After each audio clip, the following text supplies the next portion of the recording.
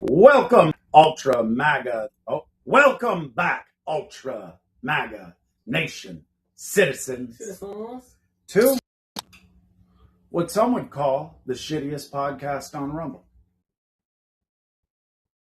Welcome in, everybody. But not all. Some. I mean, the podcast hosts call it that, but maybe there are people out there that actually enjoy this. At least 7. At least 7. Well, maybe like 5, because we only get 3 to 5 likes a video. Maybe I should start liking video. Yeah, there's 7 of y'all on Rumble right now that could like the video right now. You could like it. Anyway, welcome in, everybody. Crank up those speakers, smash the green follow button on Rumble, and get those fingers moving in the live chat right now. Audio's on, okay. Tonight, we are pulling back the curtain on a series of massive headlines that the legacy media refuses to connect for you. On the surface, if you listen to cable news, these look like completely isolated stories. But when you look beneath the single high-stake question, who controls the data, who controls the infrastructure, and who holds the power? From the halls of Washington, D.C., straight down to Highway 98 right here in Bay County. The digital battle line at your mailbox, we're kicking things off by cutting through the wild internet rumors about the U.S. Postal Service. You've heard the corporate media claims that postal workers were going to stand at your front door checking birth certificates before accepting a mail-in ballot. That is a total lie. What the Postal Service is actually proposing under 399 is 10 times bigger. A centralized federal ballot mail portal.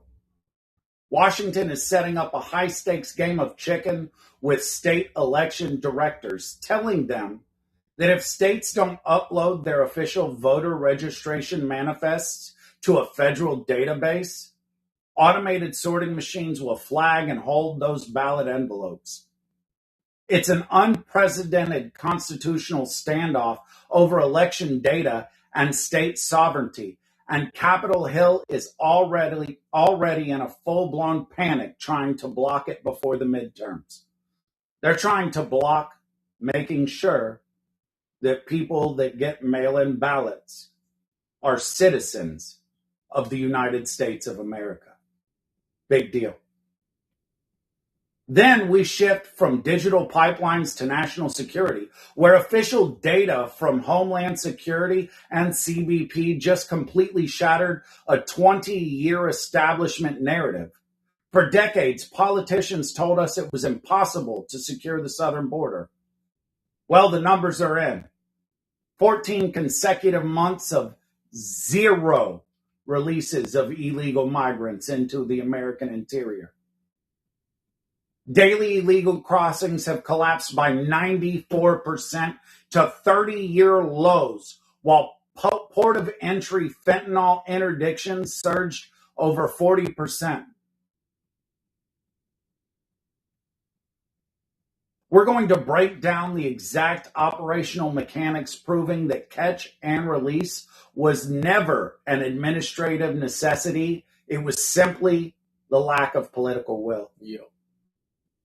Next, we bring the fight straight to our own backyard. Big tech wants to drop massive, energy-hungry AI server farms along county lines. Facilities that burn through up to 100 watts of electricity and millions of gallons of water every single day. We break down Lynn Haven's official 1-year moratorium on data center permits, the Panama City residents filling up City Hall workshops to demand the same, and Florida's brand new state law, Senate Bill 484, which legally forbids power companies from hiking your monthly electric bill to pay for big tech grid upgrades. It's a classic David versus Goliath story, and Bay County is on the front lines. And finally, we connect national border enforcement straight to local law and order. Federal prosecutors in the North District of Florida just unsealed grand jury indictments under Operation Take Back America. We aren't talking about news out of Texas. We're talking about repeat criminal illegal aliens previously deported multiple times who are caught operating right here in Bay County, Walton County, and Jackson County. Thanks to the joint task force between the Bay County Sheriff's Office, FHP, and Homeland Security investigators, federal prison centers under USC 1326 are being handed down, proving that the rule of law has officially returned to the Panhandle. From your vote in the mailbox to the borderline to your monthly power bill to the safety of our local highways, tonight is all about accountability, local control, and community sovereignty. Buckle up, get involved in the chat, and let's jump right into the news. The first story tonight is about the USPS voter roll portal and the Election Day standoff. Let's kick off tonight's show with a story that has been blowing up the internet of the past few days. Not the mainstream media, because God knows they're too afraid to talk about it. Every mainstream outlet is completely misreporting it. If you've been scrolling through social media, you've probably seen the wild rumors claiming that your local mail carrier is going to stand on your front porch on election week, demanding to see your birth certificate, passport, and before they'll take your mail-in ballot. Let's cut through the hysteria right now. All of that's a total myth. That's not how the post office works, and that's not what this policy says. But what is actually happening behind closed doors is 10 times more fascinating and infinitely more consequential for the 2026 midterms. The whole battle stems from Executive Order 14399, titled Preserving and Protecting Election Integrity. And what a lot of people don't know, and I'm going off script right now, I'm going to be like Trump, let's not go off script. But what a lot of people don't know and what a lot of the population believe is that the United States Postal Service is the largest organization or business that's not controlled by the government. It's independently owned. Well, that's a lie.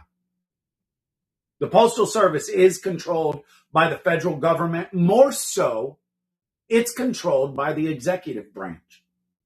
That's why executive branches statutes actually apply. Now, the only truth to the fact that it's not federally controlled is they are not budgeted by tax dollars. They only make their money through postage, sale of stamps, and things like that. As a matter of fact, and I'm sure I'm going to repeat this tonight, FedEx, UPS, the reason they don't put your package in your mailbox, Greg, is because they're not legally allowed to. Okay. The only people that can put something in your mailbox at the front of your street legally is the United States Postal Service. That's why, and Amazon does it sometimes, like they do. They do. But they're technically not legally allowed to. That's why most of your Amazon packages, are put at your front door. Even if they're small enough to fit in the mailbox, because they're not supposed to touch that mailbox. As a matter of fact, there are rules about the size, shape, and all of the things. Like if you don't, like for instance, if you go buy a mailbox, it has to follow specific design cues to what the federal postmaster says it has to be. So, like, very specifically, my welded up mailbox, they could deny to put mail in it. Huh. Because it does not follow, and it was not certified by the USPS. Now, that's a tangent. It must be very loose rules. Well, the problem is, and let's really face it, Greg, if you drove down in a box every day and you pulled up and had to stick mail in something, are you going to create waves? Yeah, I mean... Yeah. Are you going to be like, I'm sorry, sir, I can't put your mail in your box? Yeah, and beyond that, do you want to deal with some asshole meeting you at the mailbox every day? You know who would do that? Hank Hill. Hank Hill. If Hank Hill was a mail guy, he'd be like, sorry, this doesn't... He absolutely would. Oh. I'm sorry, sir. Yeah. Your mailbox isn't 12 by 3 by 4, and so because of that, I have to follow U.S. Postal Service Code 7392. If you don't know who Hank Hill is, you're not an American. You're not. But I do believe the 8 people watching right now do know who Hank Hill is. All right. The whole battle stems from the Executive Order 14399 titled Preserving and Protecting Election Integrity. And the point of me bringing up and explaining the fact that the USPS is actually part of the executive branch is obviously an executive order they have to follow. You know, there's 3 major portions of government. Most of us understand that. And the United States Postal Service falls under the executive branch. Following that order, the United States Postal Service published a notice of proposed rulemaking in the Federal Registry called the Ballot Mail for Federal Elections. Now, the reason it's a proposed rule is they're no different than the ATF. Okay. They can make rules, they can't make laws. Now, anybody in here that's a staunchy 2A amendment person understands that the ATF has come out with some wild rules that we all have to follow or you become a felon, but they're not laws, which is one of the wildest things ever. Like, for instance, the SBR tax stamp. That's a rule.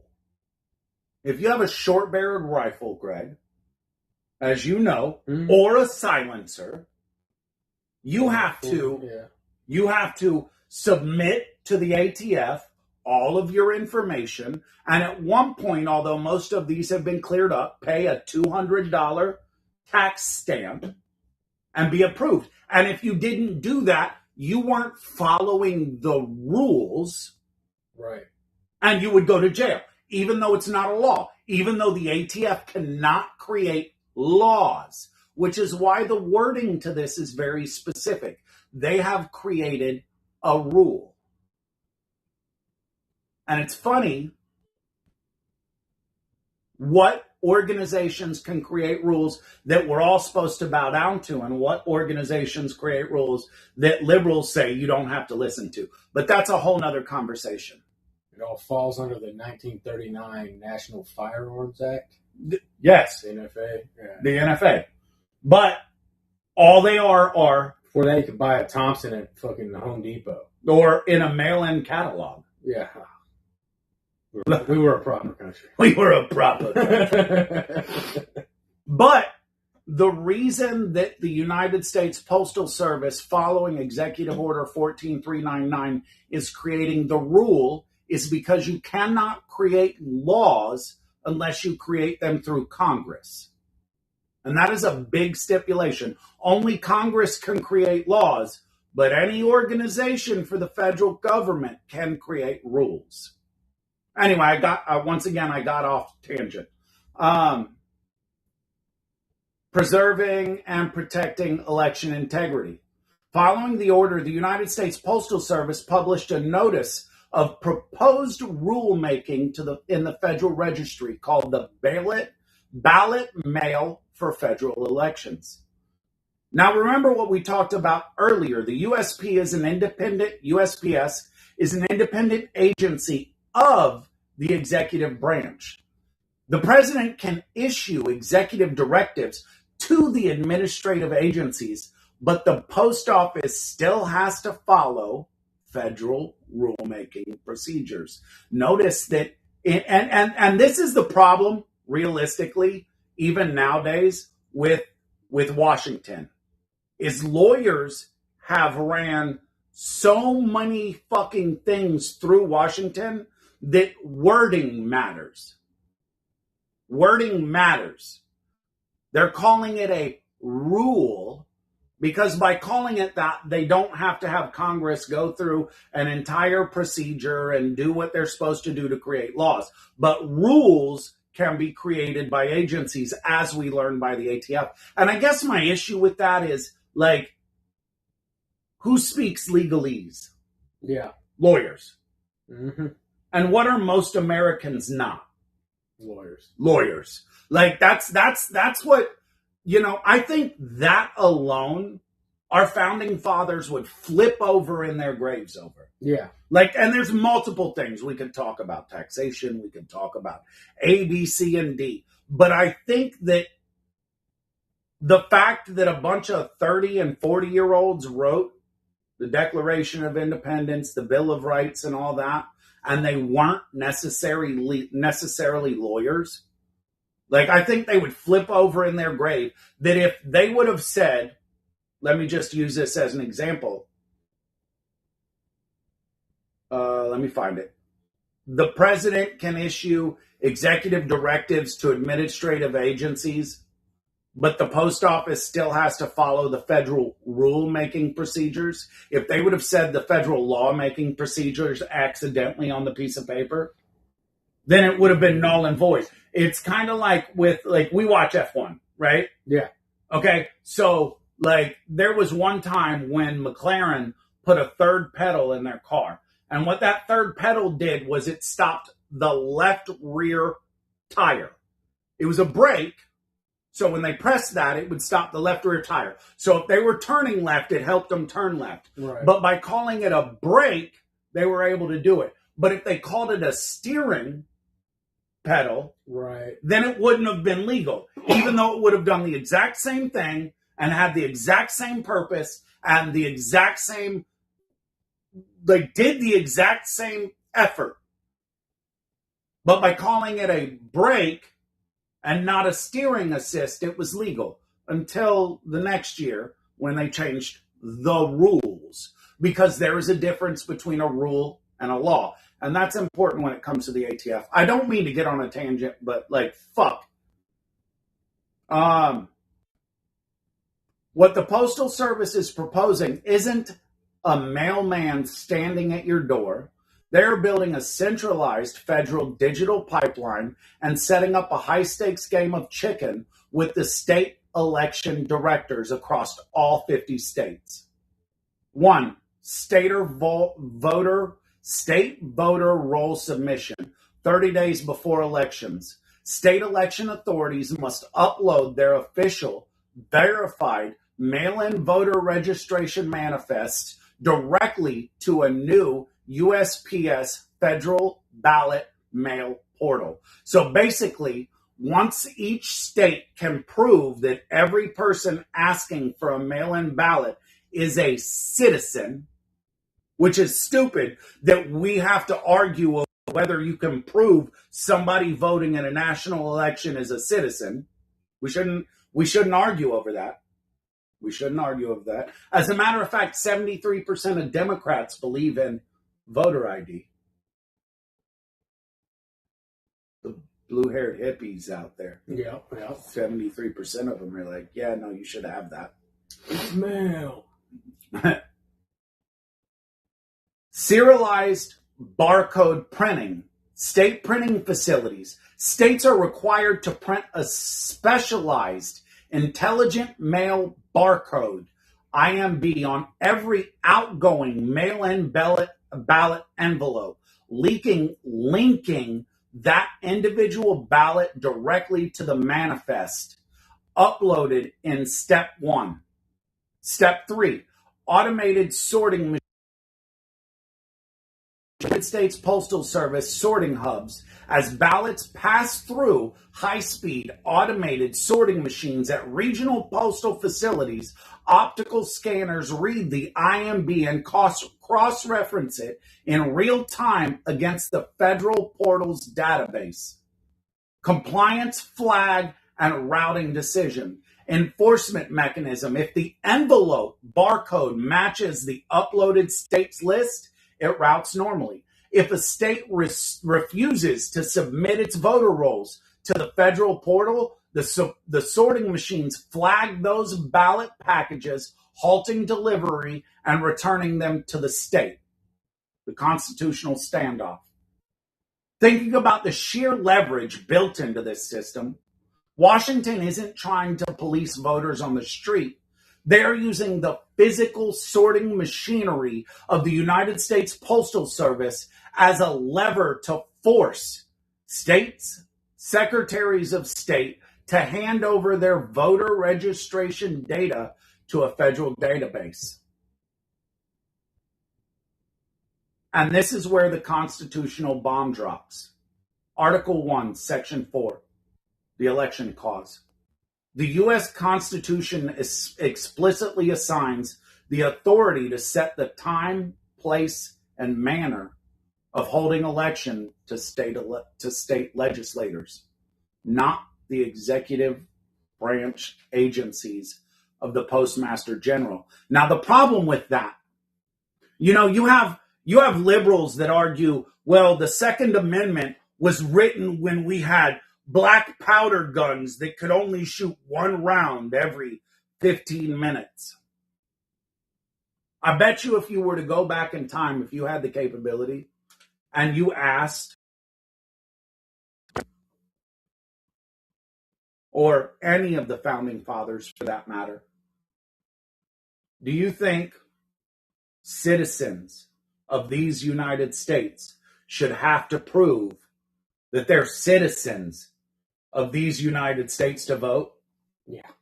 I bet you. Okay. I would wager every dollar I have that they would all go, well, yeah, that's common sense. Mm-hmm. It's common sense that citizens should only vote in a national election. That would only be understandable. But because that was written in the 1700s, and they thought that common sense would remain conversation of the land, they didn't write in a clause that said, well, it's down to the states as long as the states prove that the people voting in the elections are citizens. Because they didn't. They didn't write that. No, they did not. And it would have made this a whole lot easier. Just no different than the Second Amendment is written in the manner it is. But yet you still have communist states like California that try to infringe on their citizens' right to bear arms. State election directors and rights groups are already preparing emergency federal lawsuits under the Administrative Procedure Act. Their argument is simple. Congress created the Postal Service under Title 39 of the U.S. Code to handle mail delivery and manage post office, not to act as a federal election enforcement arm. They argue that conditioning the delivery of state-issued mail on whether a state submits data to a federal portal exceeds the statutory authority given to the USPS by Congress. I argue that telling me I can't own a machine gun because I'm not following a rule does not mean that the ATF is not exceeding its statutory authority given to the ATF by Congress. Right. If you can make rules, you can make rules. If you can't, you can't. Capitol Hill is already in a full-blown panic over this. Just yesterday, House Democrats introduced emergency legislation called the Protect Mail-In Voting Act. The explicit goal of this bill is to strip the Postal Service of any authority to refuse, delay, or condition the handling of official election mail based on whether a state has submitted over its manifest to the federal portal. So ask yourself, what happens when October rolls around? If the Postal Service publishes this is a final rule, but 5 or 10 states refuse to upload their voter rolls, citing state privacy laws or constitutional authority, we are looking at an unprecedented federal court showdown. You could have federal judges issuing emergency injunctions 48 hours before mail-in ballots are supposed to hit the streets. This isn't about your mail carrier. This is about who holds the keys to election data and who controls the sorting infrastructure and whether the federal administrative power can override state sovereignty. Truth of the matter is, though, the ATF controls over state sovereignty, right? Yeah. Like, it's funny how liberals can argue. Like, I watched a video just today, okay? And it was a comedian. I actually sent it to you. I don't know if you watched it. Oh, you did. But he was like, hey, this lady's going to jail for blowing up a building 2 weeks before it becomes an abortion clinic. And the funny part is, the right is saying, or the left is saying, well, the minute the buildings start to be, the left is saying, the minute the buildings started to being built, it was an abortion clinic. Okay. And the right is saying, well, it's not an abortion clinic until it's built. Now, the reason that's funny is because if you listen to the left and the right's argument on abortion, baby until it's a baby and it's born. Yeah. And the right's argument is it's a baby the minute it's conceived. Oh, the irony. So I guess my point to that is there's always an exception to a rule, even to a law. Even the 10 Commandments, when we talk about thou shalt not kill, if it was properly translated, it's that thou shalt not murder. But that's another conversation. My point is, why is it that the ATF can make laws that states have to follow, even though we have state sovereignty, but the USPS can't make, I said laws, I meant rules. Why is it that the USPS can't create rules that the states have to follow, even though they're state sovereignty?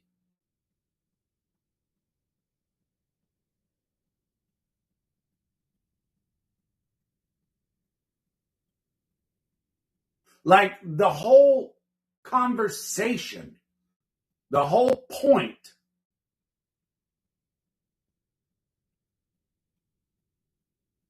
is the problem. Yeah. You know, Philosophy of it. The philosophy of it is, well, one group can overrun state sovereignty. You know, if Texas tomorrow decided that every individual in Texas can own a machine gun, well, the liberals would argue, well, they can't because the ATF has the exemptions on machine guns, and that's just not the case. But in this particular instance, it's fair game. Which side are you on? I'm going to do this one. You're on this side? Yeah. Okay. Today's sponsor is Chicago State Company. And if you care about what goes on the grill, this one makes sense. Use code SAVOR, SAVOR, for their summer steak offer. These aren't random grocery store steaks. Chicago Steak Company ages select cuts for tenderness, hand cuts them, and ships them packed cold so dinner is already a lot closer to the steakhouse quality before the grill even lights. The Savor page includes USDA prime filet mignon, Chicago bestsellers, and the ultimate gift assortment on orders of $179 or more. They add 4 premium boneless petite strip steaks, 6 apple pastries, free shipping, and a $25 account credit after shipment. Good for 6 months. Link is in the description. Use code SAVOR at mychicagosteak.com. Again, SAVOR. Savor. Order it, scan it, do it. Savor. SAVOR.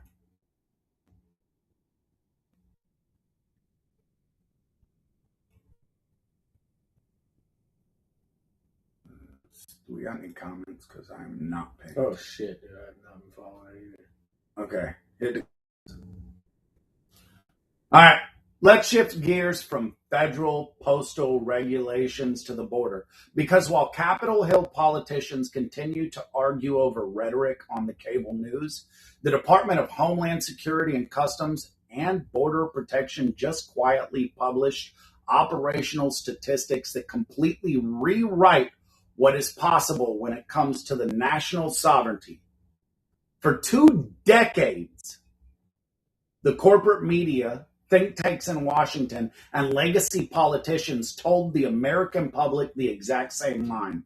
You cannot secure a 2,000-mile southern border. As a matter of fact, we heard that from George Bush to Barack Obama to even Joe Biden. Catch and release is an administrative necessity.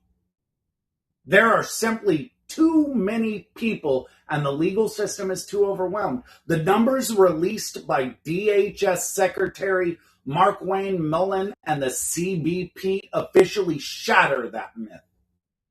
According to the official CBP operational data, the federal government has now achieved 14 consecutive months of 0 releases of apprehended illegal migrants into the interior of the United States. Let that number sink in. 0. Not a reduction, not a trickle, 0. Every single individual apprehended crossing between ports of entry is either immediately detained, subjected to expedited removal under Title VIII, or turned back. At the same time, daily illegal border crossings along the southwest border have plummeted by 94% from the historical peaks from the Joe Biden administration, bringing daily encounter rates to levels this country hasn't seen in over 30 years. Interior releases before the current administration, 100,000 plus a month. In the current administration, 0 for 14 straight months. Daily border crossings, 10,000 a day. And that's what they admitted. Now, we're less than 600 a day. That's a 94% reduction. Port fentanyl interdictions, 42% surge under the previous administration. Port of entry shift paradigm. Now, whenever you cite these numbers to a skeptic, they will immediately jump to their favorite counter argument. Well, if illegal crossings are down, that just means that drug cartels are moving everything through port of entries. Here's why that argument fails. Completely. Flat. When you look at the actual data, because processing clerks for tens of thousands of illegal crossers between ports of entry, personnel and technical assets have been redeployed directly to the official commercial and passenger land ports with non-intrusive inspection technology, multi-role enforcement aircraft, and heavy military engineered support deployed along the borderline, port of entry interdictions have dropped by over 40%. When you remove the administrative distraction of catch and release, border agents can actually do the job they swore the oath to do: interdict foreign illicit trade and dismantle cartel trafficking routes. That wasn't done through magic. It was done through 3 specific administrative shifts. End of the parole discretion, ending the board administrative parole programs that previously allowed federal agents to release individuals into the interior with court dates set years into the future. Mm-hmm. Mandatory detention and Title VIII expedited removal, applying strict statutory detention requirements for individuals entering outside of legal ports. See, that's the problem. The left wants you to believe that we don't have a heart. We're not trying to allow asylum seekers in, but there are rules that asylum seekers have to follow. Go through a port of entry. Plead your case. And if it's real, we will allow you into this country. Accelerating asylum screen processes to days rather than years. Surging deployment of commercial hubs, concentrating military logistics and CPB field operations directly at heavy commercial crossings like Otay Mesa and San Ysidro, maximizing vehicle cargo scanning without choking legitimate trade. The lesson here is crystal clear. Border security is not a resource problem, it's a political problem. The moment you enforce the laws already on the books, the illegal incentive structure collapses overnight. All of a sudden, you don't have the millions of migrants coming from Ecuador all the way through and trying to meet at the border. Mm-hmm. The Darien Gap. Yes. We're on you.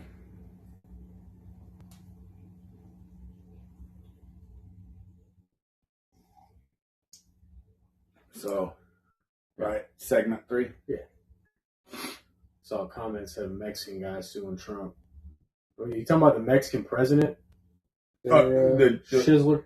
Are you talking about the Jewish president of Mexico? Are you talking about Scheinbaum? It's funny how everybody has to point out something Jewish except the president of Mexico. Like, all the people are like, what? What? Well, it's not like 20 people died trying to get in that office. Yeah, during her election. Yeah. The Bay County AI data center grid battle and Florida SB 484. Let's bring the conversation right back home to Bay County. Because while Washington and state capitals are fighting over election data and border security, a massive infrastructure battle is playing out right in our backyard. Yeah. One that directly impacts your household power bill, your municipal water supply, and who controls local development. She was a good one.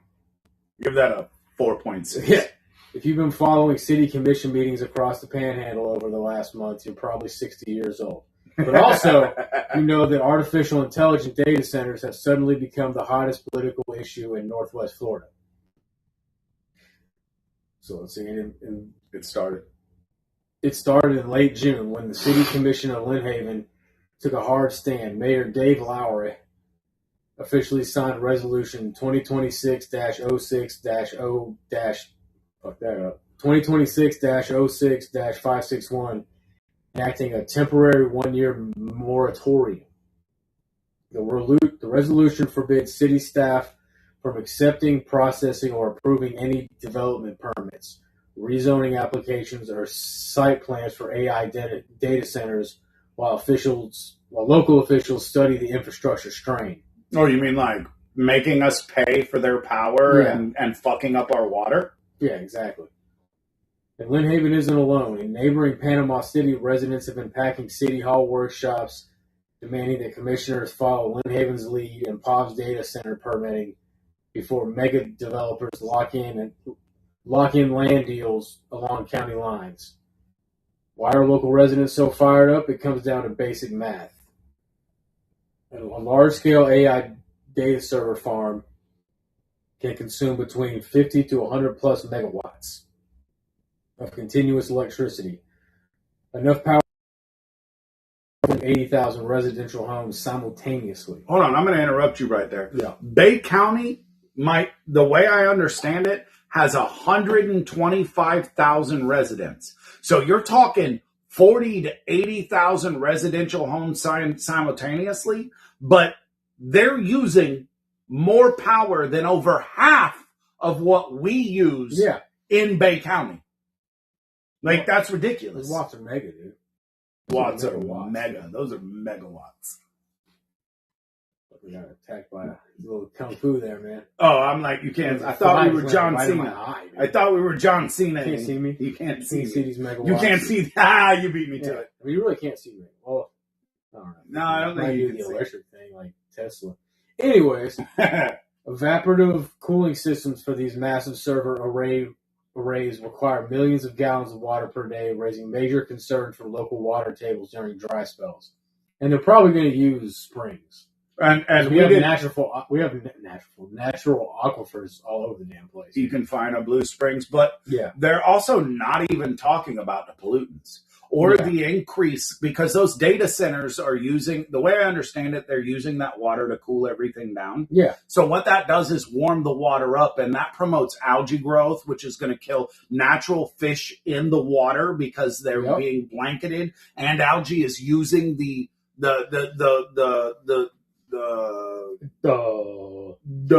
I'm smart, guys. That was actually dumb because they're going to use carbon dioxide, not water. Well, no, it's not dumb because one of Zuckerberg's data centers just grew some kind of fucking bacteria in it that got out into the water and contaminated a bunch of shit. Well, then you can't eat the fish, and you have you have the whole concern with specific water being at specific with brain temperatures. That promotes brain-eating amoebas, different bacterial growths, algae growths that is going to choke out all the natural fauna and plant life. Like, I didn't mean to interrupt your sentence, but it's already happened. I don't know where the Zuckerberg one happened, which would be Facebook or Meta, Google. Is that Google? No, I think that's different. Okay. In places like Northern Virginia, rapid data center construction caused residential power bills to spike dramatically as utility companies passed grid expansion costs directly onto everyday homeowners. You bastards. You bastards.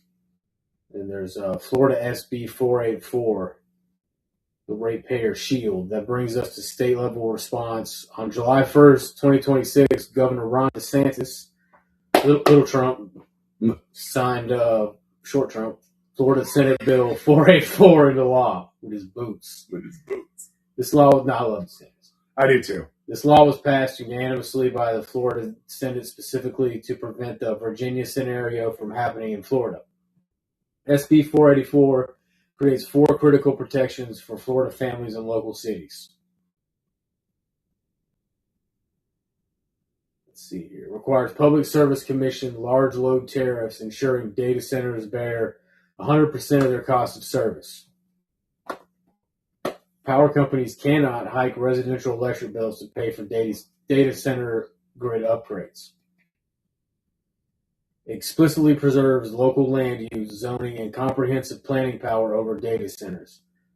Protects local city commissions like Lynn Haven when they enact moratoriums or deny permits. Establishes mandatory consumptive use permits and allows water management districts to require unclaimed water. Protects local groundwater and municipal drinking water supplies. Prohibits public utilities from serving large data centers owned or controlled by foreign entities of concern. Blocks foreign hostile state actors like Chinese Communist Party linked firms from buying up Florida grid access. That's the part I like. There's no CCP. There's no Russian. There's no this. There's no that. There's no people against the American people owning anything that has to do with AI data centers in the state of Florida. And then everything in that says that the locals of places like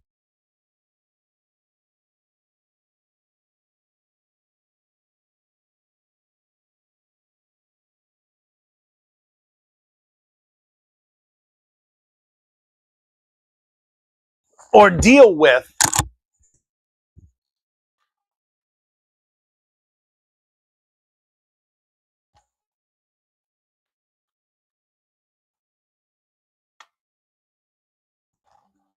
no, we don't want to update.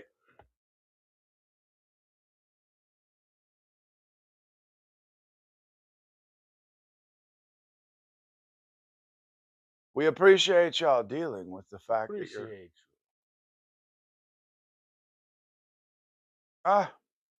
hold on. My leg. Use a leg. But the point is, they're not going to allow AI data centers to take from local Floridians. It should. Oh, it's probably dope. It should. That's where I was a leg. And that's a big fucking deal because as Floridians, all we have is our water, our sun, and our electricity. And if you live in Florida and have to pay a local electric bill and deal with the fact that our power bills are high because we have to deal with sun, service, and sand, like, think about it.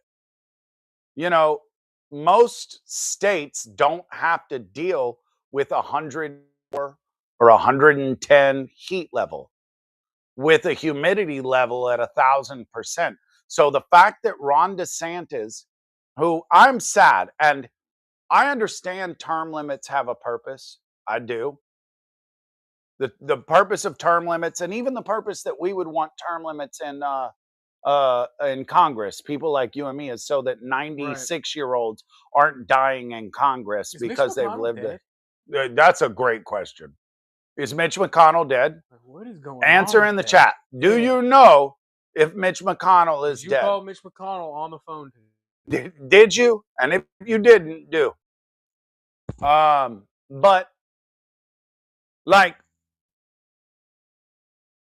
the unfortunate truth is we're going to lose Ron DeSantis. And he's not going to become president, at least not right now, because he fucked himself last. Well, it's going to be Marco Rubio or JD Vance or some variation of that if we're lucky. Yeah.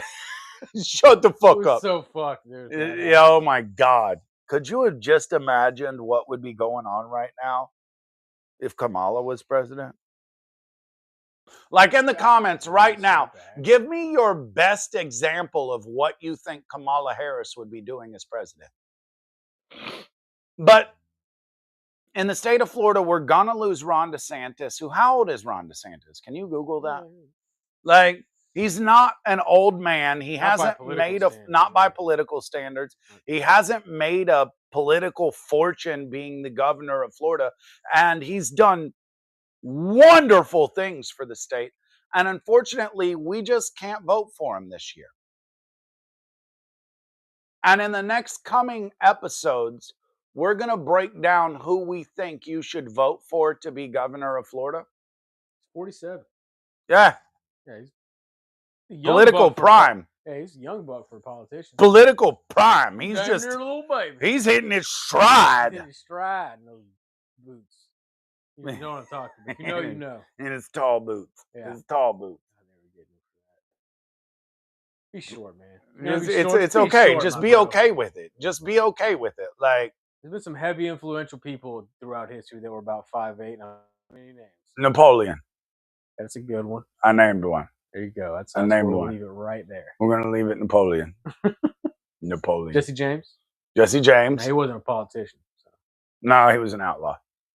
But the problem is, and we're gonna have this conversation in future podcasts. So log in, but we are going to have to vote for the next governor of Florida. And it won't be Ron DeSantis, who has been somebody that has been politically perfect's the wrong word, but could you have just imagined what was the guy that ran against him that almost won, that got found in a hotel room with crystal meth? Oh, dude, yeah. Like he almost won. That guy almost won. He was a Democrat, like Yeah, I'm glad you got to crystal meth with a hooker in a hotel room. a male hooker. Yeah, well, It was a male hooker. That's, That's what Democrats do. They like you know, they like male hookers. There you go. Like I can't remember his name, but he ended up going to federal prison. Oh, he was charged. He went to jail. I know we're supposed to say allegedly if they're not charged. Okay, so we're gonna say this is for entertainment. Yeah, we can say allegedly. And But allegedly, if he's charged, you don't have I'm to. That's fairly certain he was charged. But we could have had that as the governor of Florida, and luckily, that's not the case. All right, blackout's not showing up. I'm going to give this one to you.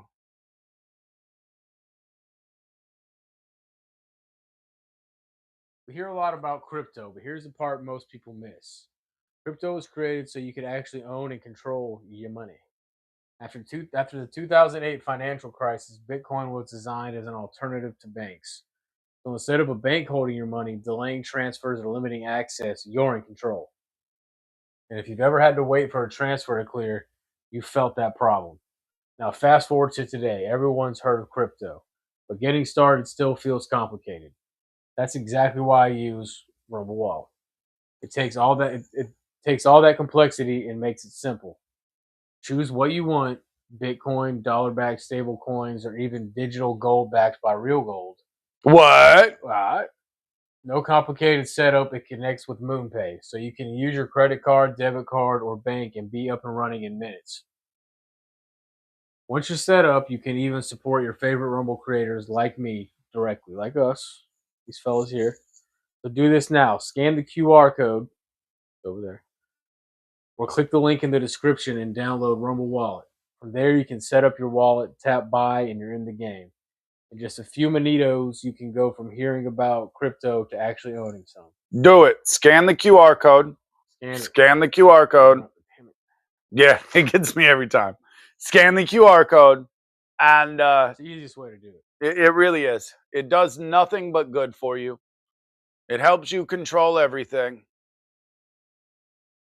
All right. No, Vance ain't a bad guy.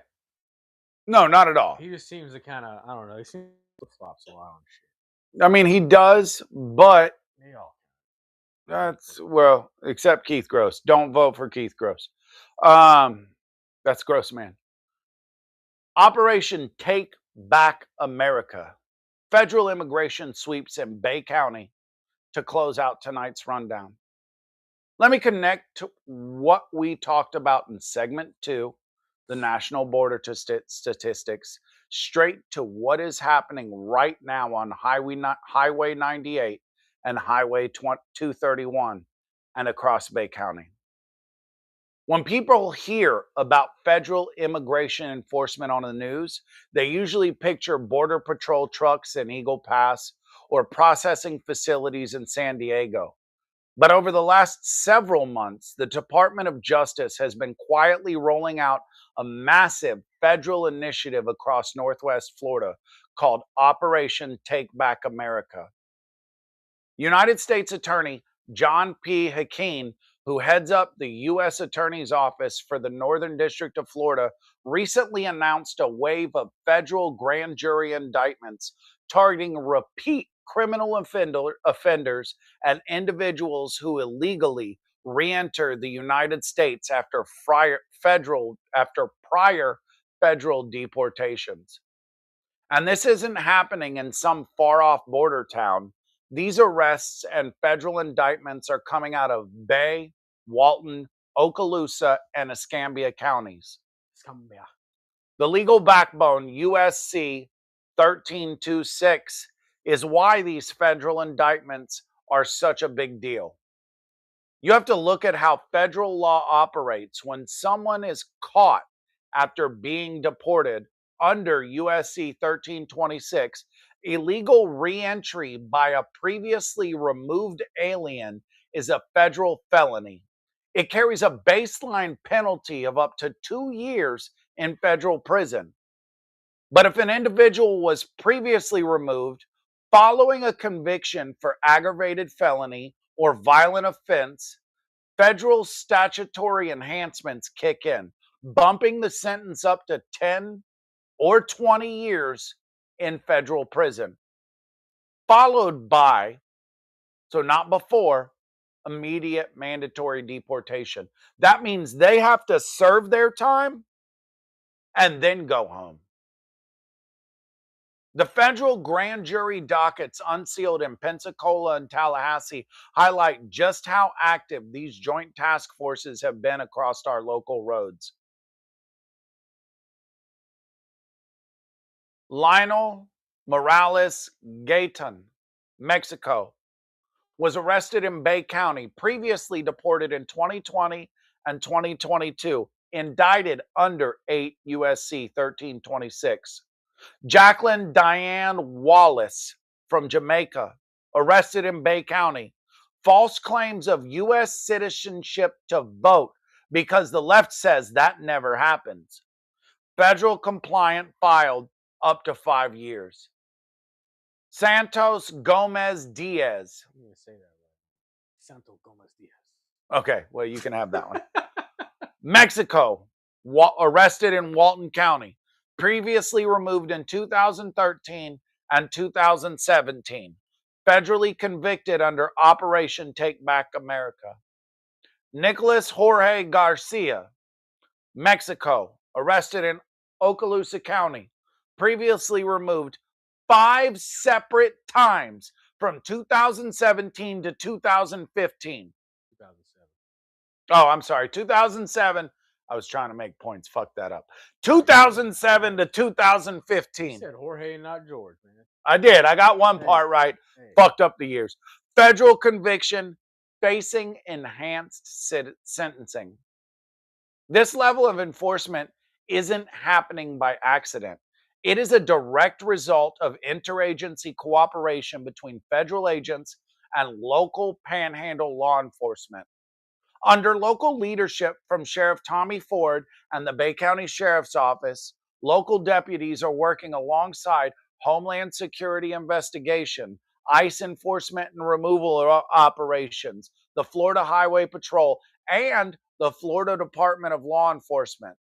Though local task force arrangements like the 287G program and federal warrant officer initiatives, local deputies who make routine traffic stops on Highway 98 or Highway 231 have direct real-time access to federal immigration databases. If a driver pulled over for speeding turns out to be an individual with a prior federal deportation order, they aren't just giving a local citation, they are immediately processed into federal custody. Sheriff Tommy Ford on joint operations working alongside with federal, state, and local agencies are better equipped to address illegal activity. Cooperation through task force programs gives us more tools to protect our community. Look at the narrative arc across tonight's whole show. In Washington, the federal government is fighting over the election data pipelines at the post office. At the border, national enforcement numbers show a 94% drop in illegal border crossings in 14 straight months of zero interior releases. In Bay County, local citizens in Lynn Haven and Panama City are taking control of City Hall to protect our power grid and water supply from big tech. On our local streets, federal task force and local law enforcement are actively picking up repeat criminal offenders right off our highways. Whether it's your right to vote, your right to your power grid, or your community's safety, the central theme is the exact same: local accountability. Enforcement is the rule of law, and communities standing up for their sovereignty is the last line of defense. This wraps up tonight's show. Make sure you hit the green follow button. Drop your thoughts in the live chat and share this broadcast. Share it. Or you're gay. Or you're a trans illegal immigrant There you that go. needs to not get pulled over for speeding. That's right. And actually, I'm not going to end it there. I'm going to bring up some more Bay County indictments. Adelmo Alvarado Lopez, country of origin, Honduras. These are for the locals right now. These are all professional boxer names. Apprehension location, Bay County. Previously deported twice in 2018. Indicted in the U.S. District Court by Judge Mark E. Walker. Ramon Alfredo Salino Cruz. Country of origin, Honduras. Apprehension location, Bay County, Florida. Previously deported twice in 2012 and 2019. Indicted in the U.S. District Court, Judge Mark E. Walker. Hugo Angeles Cruz, country of origin, Mexico. Apprehension location, Bay County. Previously deported in 2016. Legal status, indicted in the U.S. District Court, Judge Mark E. Walker. Lionel Morales Gayton, country of origin, Mexico. Apprehension location, Bay County. Previously deported in 2020 and 2022. Indicted under 8 U.S.C. 1326 by Judge Mark E. Walker. Jacqueline Diane Wallace, country of origin, Jamaica. Apprehension location, Bay County, Florida. Alleged false claim of U.S. citizenship on voting records. They don't do that though, right? Yeah. They don't vote. Legal status, federally compliant, filed, faces up to 5 years. Other people that aren't from Bay County. Santanas Gomez Diaz, country of origin, Mexico. Apprehension location, Walton County. Previously removed in 2013 and 2017. Federal conviction under Operation Take Back America. Nicholas Jorge Garcia, Mexico. Apprehension location, Okaloosa County. Previously removed 5 separate times from 2007 to 2015. Legal status, convicted in federal court, subjected to enhanced sentencing. Jonathan Gonzalez Resendez, country of origin, Mexico. Apprehension location, Walton County. History, previously deported 4 times in 2012. Indicted in U.S. District Court by Judge T. Kent Welther II. The point to all that is, number one of the people out of the 10 that we just named, which means 1 in 10, violated federal voting laws. And that matters. Because if you have 100,000 people a fucking month getting into the country, and 1 in 10 violates federal voting laws, you do the math. You got the United States Postal Service saying, hey, we need to make a law that says if you can't prove your voter rolls are real, then we're not going to give you mail-in ballots, which we all should support. And even 81% or 71%, I'm pretty sure it's 81% of Democrats agree with the voter laws. Prove you're a citizen. It's only the wild, far left, damn near communist part of the Democrat Party that it doesn't agree with that. So if we can have a bipartisan at an 80% agreement rate that voter laws you should have to prove you're a citizen are part of what needs to happen, I don't understand the problem.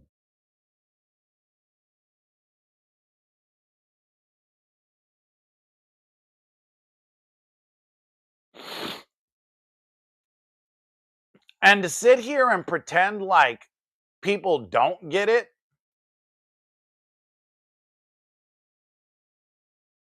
well, they're lying to themselves.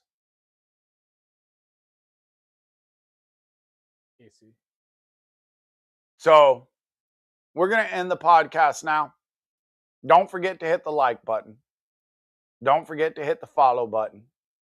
Don't forget to comment. Just say something random. Press the number 1 and hit the share button or hit the enter button. We appreciate y'all showing out. We'll be here Saturday. You better show up. Ultra Maga Nation, we're out. Peace.